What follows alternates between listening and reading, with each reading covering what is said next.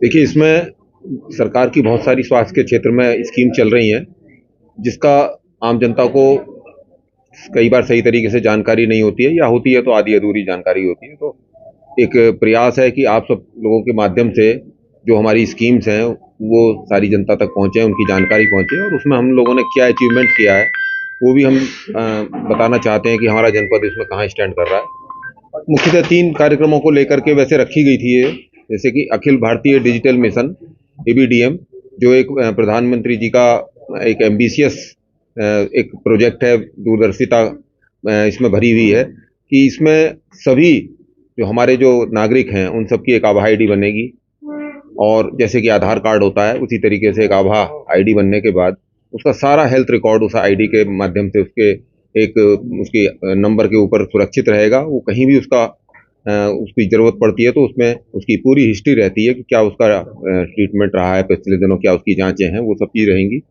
और साथ ही जितने भी हेल्थ फैसिलिटीज़ हैं हमारी, वो सब रजिस्टर्ड रहेंगी। एचएफआर हेल्थ फैसिलिटी रजिस्ट्रेशन सारी प्राइवेट हों या गवर्नमेंट की, उसका ये प्रक्रिया चल रही है, वो सब रजिस्टर्ड रहेंगी। और साथ ही सारे हेल्थ पर्सनल जो हमारे हैं, चाहे वो स्टाफ नर्सेज हैं, चाहे वो डॉक्टर्स हैं, किसी भी पैथी के हैं, वो सब इसमें रजिस्टर्ड रहेंगे। तो एक नेटवर्क एक बन जाएगा शीघ्र ही, कुछ वर्षों के अंदर। इसमें ये भी रहेगा कि कोई डॉक्टर एक जगह प्रैक्टिस कर रहा है, दूसरी जगह प्रैक्टिस भी कर रहा है, कई जगह प्रैक्टिस कर रहा है, तो उसका एक अगर रजिस्ट्रेशन नंबर होगा, तो अलग-अलग जगह उसका मिसयूज़ भी नहीं होगा। सारे नागरिकों की एक आईडी होगी, वो उसी तरीके से कहीं अगर जाता है, किसी भी स्टेट में जाता है, किसी भी अस्पताल में इलाज करने जाता है, उसके पास अपने कागज़ नहीं है, तो उस आईडी के माध्यम से सारा वो दिखाया जा सकता है कि मेरा या क्या ट्रीटमेंट हिस्ट्री रही है, और किस तरह से मेरा किस-किस चीज़ से एलर्जी है, या जो भी कुछ है, वो सब उसका एक हेल्थ रिकॉर्ड बन जाएगा। तो ये सब जानकारी बहुत महत्वपूर्ण है। इसमें एक जैसे आप लोगों को बताया गया कि पर्चा बनवाने में भी इसमें लाइन में लगने की ज़रूरत नहीं, ऑनलाइन रजिस्ट्रेशन कर सकते हैं, क्यूआर कोड के माध्यम से कर सकते हैं। तो ये सब चीज़ें जनता के लिए है, बहुत जनता को इन सब बातों की जानकारी अभी पूरी तरह नहीं है। एक बार आप लोगों के माध्यम से या हमारे जो जो फील्ड स्टाफ है उनके माध्यम से लोगों को अवेयर किया जाएगा, तो लोग आगे आएँगे, तो और आगे आने वाले समय में इनको बहुत सुविधा रहेगी। बहुत कुछ वो घर बैठकर ही अपना जो है स्वास्थ्य लाभ ले सकते हैं। दूसरा एक इसका उद्देश्य था आज की आपसे वार्ता का, कि एक आयुष्मान ग्राम सभा, प्रधानमंत्री जी का ये है कि हमारी जो ग्राम सभाएं हैं वो आगे आएँ, जनता खुद आगे आए, हमारे जो प्रधान लोग हैं वो इसमें एक्टिव पार्टिसिपेट करें। तो उसके कुछ क्राइटेरिया रखे गए कि अगर वो उन क्राइटेरिया को फुलफिल करते हैं तो उनको सम्मानित किया जाएगा। जैसे कि वहाँ जितने पात्र लाभार्थी हैं आयुष्मान गोल्डन कार्ड के, उन सबके गोल्डन कार्ड बन जाएँ, सबकी आभा आईडी बन जाएँ सारे नागरिकों की, जैसे कि हम अभी बताया आपको।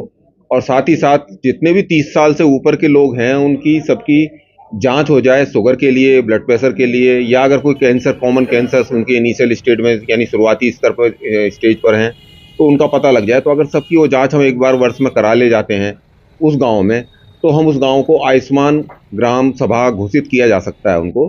साथ ही इसमें एक चीज़ और जोड़ी गई, क्योंकि प्रधानमंत्री जी का एक संकल्प है कि 2025 तक हम टीबी को मुक्त करें, तो इसमें भी जनता के आह्वान की ज़रूरत है कि जितने भी लोग टीबी के वहाँ पे संदिग्ध हैं, उन सबकी जाँच हो जाए, बलगम की जाँच हो जाए, और वो अंडर ट्रीटमेंट आ जाएँ, जिससे कि उनका जो है उपचार पूरा होने के बाद वो टीबी मुक्त हो जाएँ। तो इस तरह की जो ग्राम सभाएँ होंगी, उनको आयुष्मान ग्राम सभा घोषित किया जाएगा, और उनको जिलाधिकारी महोदय के माध्यम से या कहीं अच्छे फोरम पर उनको जो है सम्मानित भी किया जाएगा, वहाँ के प्रधान जी को। एक सम्मान की बात है कि हमारा ग्राम जो है आयुष्मान ग्राम सभा है। ग्राम सभा ही नहीं, इसमें जो शहर के वार्ड हैं वो भी हैं इसमें सम्मिलित। एक यूनिट जैसे ग्राम सभा होती है, उसी तरह शहर में वार्ड भी एक यूनिट होती है। तो वहाँ भी पैरेलल यही सब स्कीम्स हैं। तीसरा एक आपका ये उद्देश्य था यहाँ का, क्योंकि हमारा कल एक कार्यक्रम शुरू हो रहा है 1 फरवरी को, और साल में 2 बार होता है, नेशनल डिवर्मिंग डे। और ये इसमें जो है जो कृमि होती हैं बच्चों के या किसी भी 19 साल तक के लोगों के पेट में अगर कृमि होते हैं, तो वो आप सभी समझ सकते हैं कि वो स्वास्थ्य को हानि पहुंचाते हैं, खून की कमी करते हैं, और जब खून की कमी लंबे समय तक रहती है तो कुपोषण या फिर दूसरी इम्यूनिटी कम होने की वजह से और बीमारियां जो संक्रामक रोग हैं वो लगने की संभावना रहती है। और अगर हम साल में 2 बार इस गोली को खाते हैं, खिलाते हैं बच्चों को अपने, तो ये सब इन चीज़ों से मुक्त रहते हैं और बहुत सारी परेशानियों से बच्चे बच जाते हैं। और स्कूल में जो उनकी एब्सेंस रहती है, बहुत से बच्चे स्कूल नहीं पहुंच पाते बीमारियों की वजह से, वो बढ़ती है, मतलब उनकी प्रेजेंस बढ़ती है। तो ये बहुत लाभकारी योजना है, और जब से हमने इसको साल में 2 बार पिछले कई वर्षों से इसको स्कीम को चला रही है सरकार, तो इससे बहुत लाभ हमारे इसमें जनपद में और बच्चों को बहुत लाभ इसमें हुआ है।